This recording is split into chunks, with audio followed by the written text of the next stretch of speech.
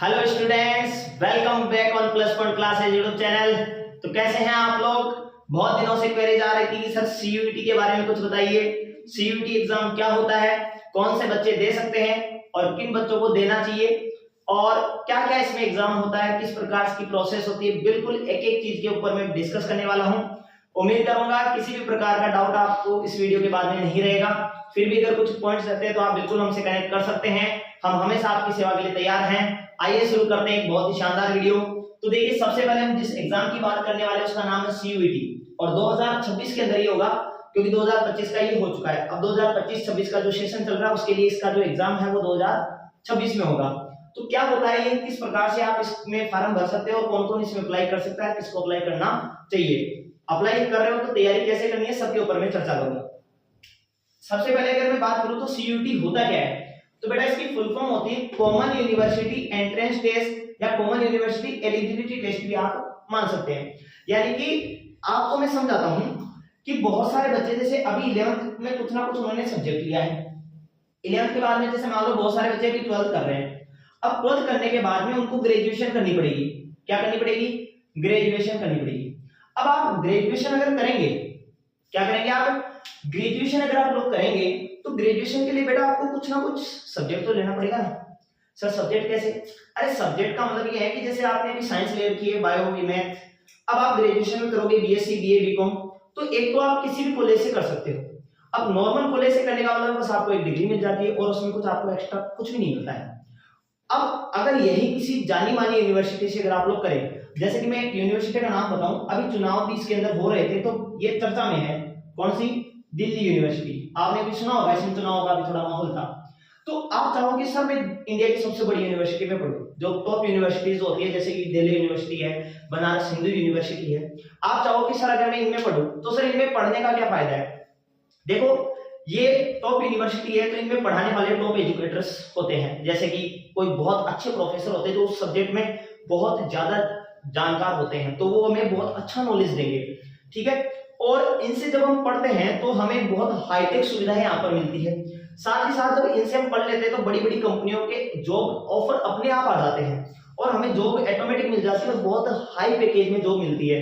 जहां पर नॉर्मल 10-20 हजार की नौकरी के लिए तड़पते रहते हैं ना, वहां लगभग लाख रुपए तक अपने को पैकेज यहाँ पर महीने का मिल जाता है, बिल्कुल बिना किसी प्रयास के। क्यों? क्योंकि यहाँ पर हम जानी मानी यूनिवर्सिटी से पढ़ रहे हैं, साथ में बहुत अच्छे प्रोफेसर से पढ़ रहे हैं, तो जाहिर सी बात अपना नॉलेज जो है वो ऑटोमेटिक डेवलप हो जाएगा। तो अगर हम ऐसे कॉलेजों में पढ़ना चाहते हैं तो सिंपल सी बात है, ग्रेजुएशन करना चाहते हैं, है कॉलेज वाला कोर्स ही, लेकिन आपको इन हाईटेक यूनिवर्सिटी से करना है। तो पहले क्या होता था, अगर किसी हाईटेक यूनिवर्सिटी में मुझे कोर्स करना है तो मैं क्या करता, 12th में जैसे मेरे जितने भी परसेंटेज आएंगे मैं वहां पर अप्लाई करता। अब वहां किसी कॉलेज में जैसे मान लो 200 सीट है, तो वो क्या करेंगे, टॉप परसेंटेज के जो 200 स्टूडेंट है उनको ले लेंगे। अब आजकल आपको पता ही परसेंटेज का खेल क्या हो रहा है, 96, 97, 98 परसेंटेज हर कोई बच्चा ला रहा है। तो 98 वाले बच्चे मिल जाते हैं 200, क्योंकि ऑल इंडिया लेवल का टेस्ट है, तो 98% पे 200 बंदे मिल जाएंगे। अब कोई बेचारा बच्चा 90%, अच्छी परसेंटेज होती है 90%, मैं तो कहता हूं 80% भी बहुत अच्छी है, लेकिन इसके टैलेंट को किसी ने पहचाना नहीं, 98, 97 वाले ले गए सारी सीटें। तो बहुत अच्छे बच्चे जिनको वास्तविकता में कुछ सीखना था, पढ़ना था, वो इससे रह जाते हैं। अब इसके लिए क्या हो, तो इसके लिए गवर्नमेंट ने क्या किया 2022 से, अब ये खेल क्यों चालू हुआ मैं बताता हूं, क्योंकि कोरोना के अंदर बहुत सारी परसेंटेज बन गई थी, आपको पता है 105% बन गई थी। तो अगर ऐसे कोई भी बच्चा अगर पढ़ लेगा तो फिर इन यूनिवर्सिटी का भी तो फिर नाम खराब होगा, साथ ही साथ इतनी हाईटेक फैसिलिटी ऐसे बच्चे को मिल जाएगी जो उसकी वैल्यू नहीं जानता है। तो गवर्नमेंट ने स्कीम बनाई कि हम क्या करते हैं, जितनी भी टॉप यूनिवर्सिटी की है ना, सबको एक करते हैं और एक करने के बाद उनका एक ही टेस्ट कंडक्ट करते हैं जिसका नाम होगा कॉमन यूनिवर्सिटी एलिजिबिलिटी टेस्ट। अब इसमें क्या होगा कि आपको एक एग्जाम देनी है 12th के जस्ट बाद में, जैसे आपने 12th करी, 12th के जस्ट बाद में आपको एक एग्जाम देनी है। 12th के एग्जाम के बाद में अगर आप इसमें पास होते हैं तो आप किसी यूनिवर्सिटी में अप्लाई कर सकते हैं और वहां आपको मौका मिल जाएगा। यानी हर कोई बच्चा, यानी जो उसकी वैल्यू नहीं जानता ना, वो इसमें नहीं जा पाएगा। मतलब एक अच्छे बच्चे को जो इसकी वैल्यू कर सकता है, जिसकी ये काम आ सकती है, उसी को ये सीट मिलेगी। तो बहुत अच्छा इंस्टीट्यूट जो है वो गवर्नमेंट का है। तो बात करते हैं इसके एग्जाम फॉर्म की। तो इसके जो एग्जाम फॉर्म है वो कब स्टार्ट होंगे, वो स्टार्ट हो जाएंगे फरवरी और मार्च के अंदर, जब आप अपनी बोर्ड की एग्जाम दे रहे होंगे। तो सर अगर इसके जो अभी तो इस साल की मैं बात करूं तो फरवरी 2026 के अंदर ही जो है वो इसके फॉर्म स्टार्ट हो जाएंगे।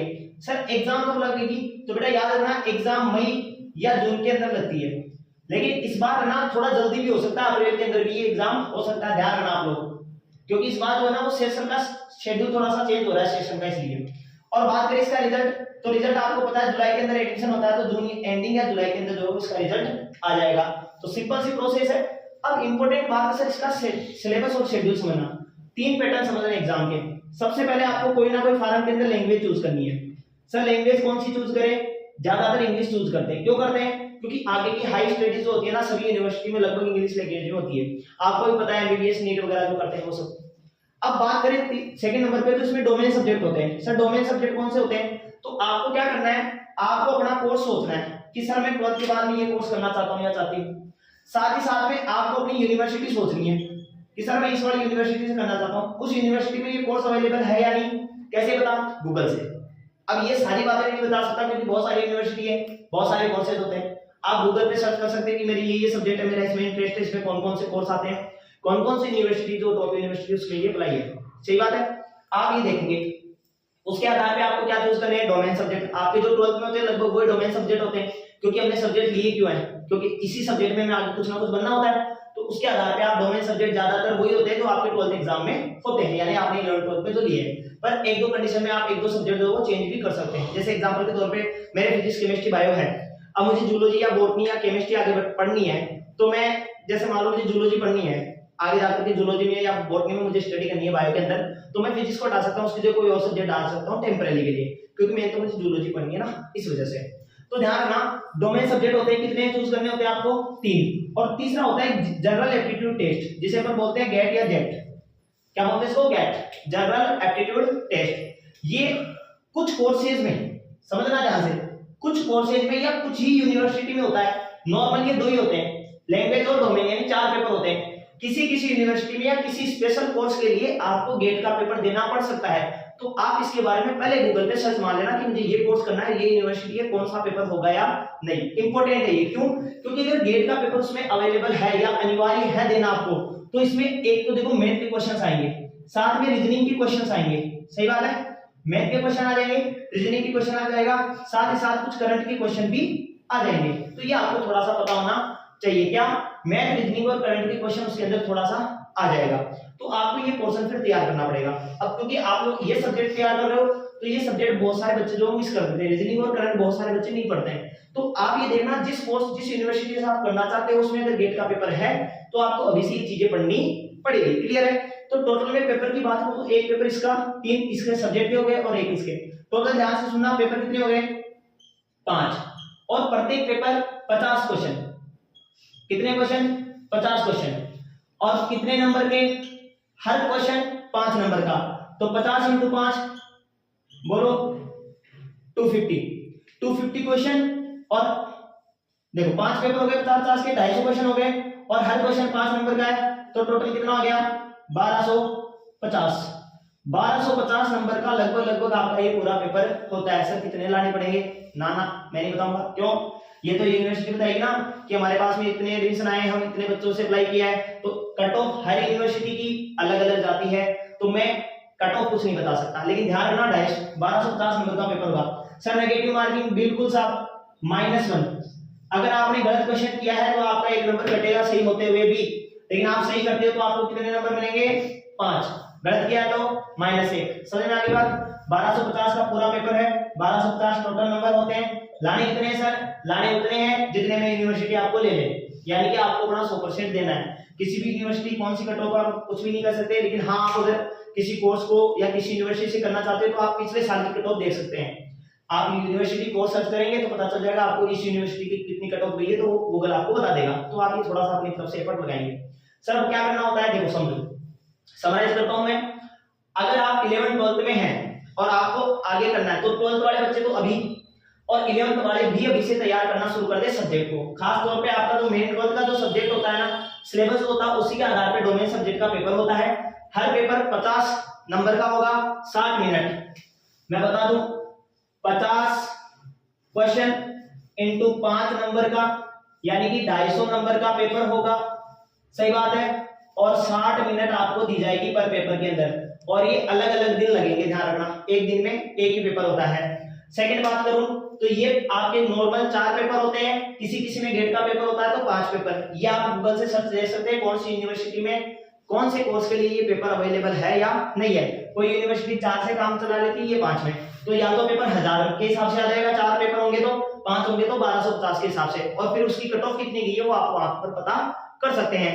ये अब कौन से बच्चे इसके लिए अप्लाई करें, तो बेटा वो बच्चे इसके लिए अप्लाई करें जिनको आगे स्टडी में इंटरेस्ट है, जो आगे मतलब अच्छे प्रोफेसर से पढ़ना चाहते हैं और वो मेहनत कर सकते हैं। क्योंकि बेटा ना तो ये एग्जाम इतनी इजी होने वाली है और ना आगे आपकी पढ़ाई, क्योंकि आप जब ग्रेजुएशन इस हिसाब से करोगे तो आपको वहां पढ़ाई अच्छे से करनी पड़ेगी, अच्छा माहौल आपको दिया जाएगा।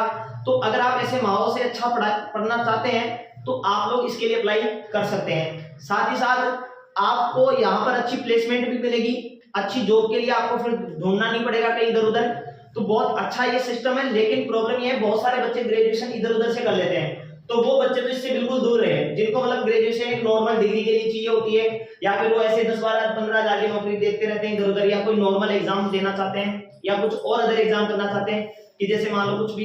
तो अगर अदर छोटी मोटी एग्जाम देख रहे हो तो फिर आप सीयूटी के चक्कर में ना पड़े, समझ में आई बात। आपको फर्दर स्टडीज में कुछ विशेष क्षेत्र में अगर आपको जाना है, जैसे कि कुछ नीट में जाते हैं, एमबीबीएस करते हैं, कुछ आईआईटी करते हैं, जेईई एडवांस का पेपर देते हैं, तो अगर इस हिसाब से आपको कुछ अच्छा कोर्स करना है, अच्छा उसमें एक्सपर्ट बनना है, तब आप ये करें। अब सर तैयारी की बात मैं बताऊं, देखो 12th वाले बच्चे अभी से तैयारी करें, डोमेन सब्जेक्ट आपका क्लियर है, लैंग्वेज में पूरी लैंग्वेज आएगी, जैसे आप इंग्लिश लिया तो इंग्लिश की पूरी वोकैब आएगी, ग्रामर आएगी, साथ में कुछ कंप्रिहेंसिव क्वेश्चंस भी आएंगे, कंपटीशन बेस्ड क्वेश्चन आते हैं इसके अंदर, ठीक है। तो वो आप अभी से प्रैक्टिस करना शुरू कर दें। डोमेन सब्जेक्ट आपके अच्छे से आपको तैयार करने के हिसाब से अगर आप ये देख लेना गेट का पेपर है तो आप नॉर्मल मैथ, रीजनिंग, करंट पढ़ना स्टार्ट कर देंगे। साथ ही साथ 11th वाले बच्चे, अगर आपका भी इसके अंदर इंटरेस्ट है, आप भी चाहते हैं मैं कोई दिल्ली यूनिवर्सिटी, बनारस हिंदी यूनिवर्सिटी, ऐसी बहुत अच्छी अच्छी यूनिवर्सिटी से पढ़ाई करूं, तो बेटा आपके लिए तो गोल्डन अवसर है, आप अभी से इसके अंदर तैयारी कर सकते हैं। उम्मीद करता हूं इस वीडियो में अब इसके बाद आपको और कोई डाउट नहीं रहा होगा। फिर भी अगर आपको वीडियो पसंद आया है, सारे डाउट्स अगर आपके क्लियर हुए तो एक प्यारा सा कमेंट में जरूर चाहूंगा आपकी तरफ से, और किसी वीडियो के तरफ से अगर आपको कुछ और इन्फॉर्मेशन चाहिए तो आप कमेंट कर सकते हैं। मिलते हैं नेक्स्ट वीडियो में, तब तक के लिए जय हिंद, जय भारत, धन्यवाद।